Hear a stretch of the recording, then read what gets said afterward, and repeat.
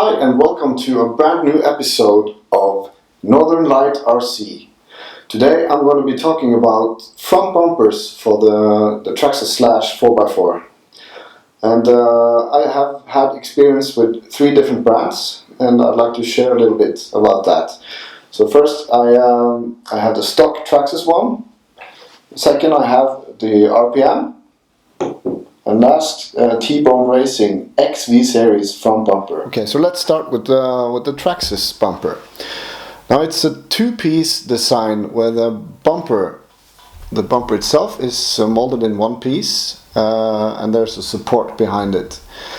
Now the bumper is mounted here beneath with 3 screws, and the support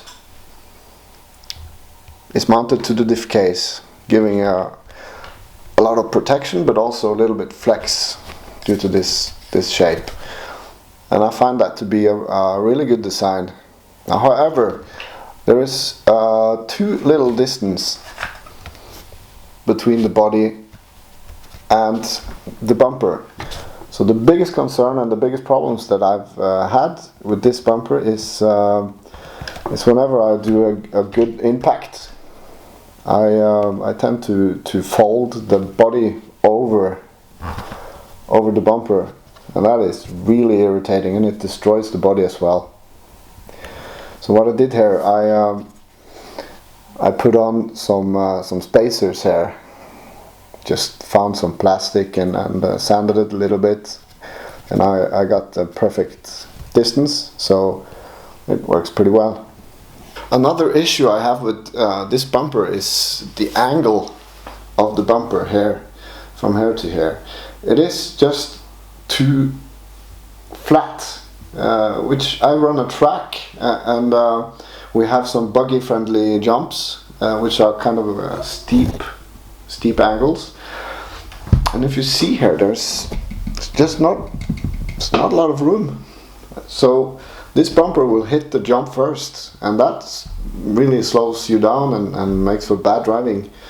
So that's one of the minuses. For bashing, it's perfect. It's a perfect bumper, and with this little modification, then you won't rub the body, and yeah, it's a good bumper.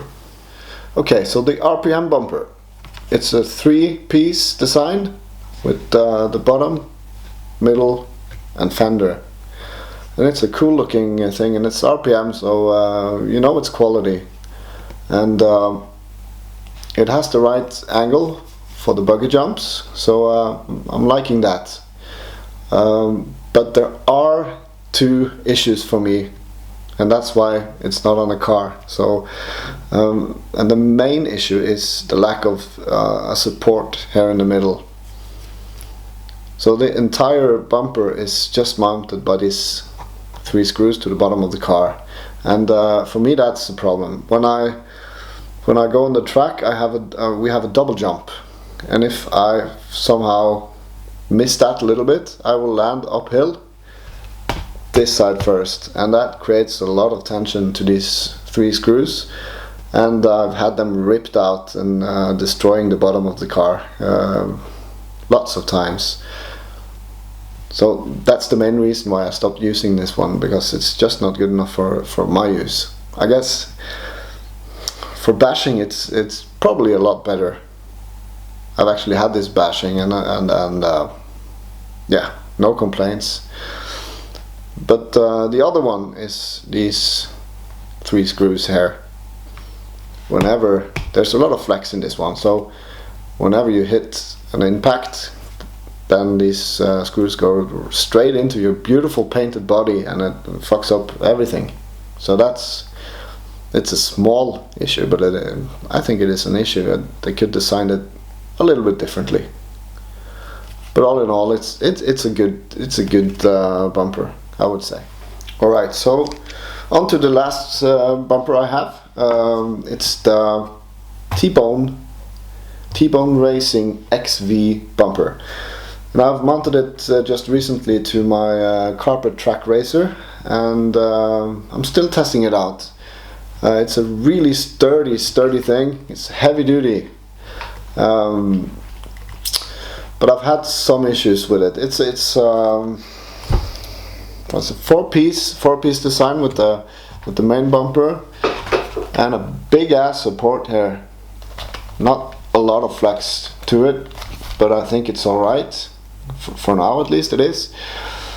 And there are two of these fenders going onto here. I don't need that one, so I just removed it.